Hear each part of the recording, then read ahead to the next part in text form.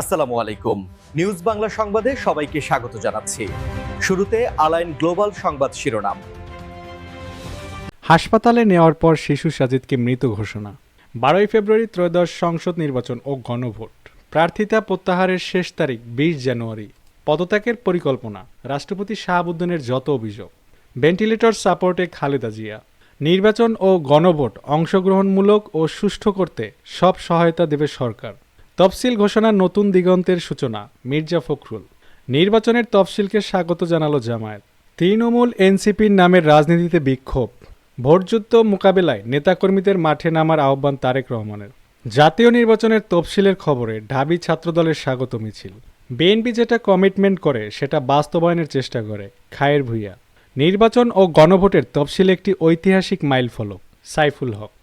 সরকারের নির্বাচন আয়োজনের সদিচ্ছা প্রশ্নাতীত, তবে ইসির ভূমিকায় সন্দেহ।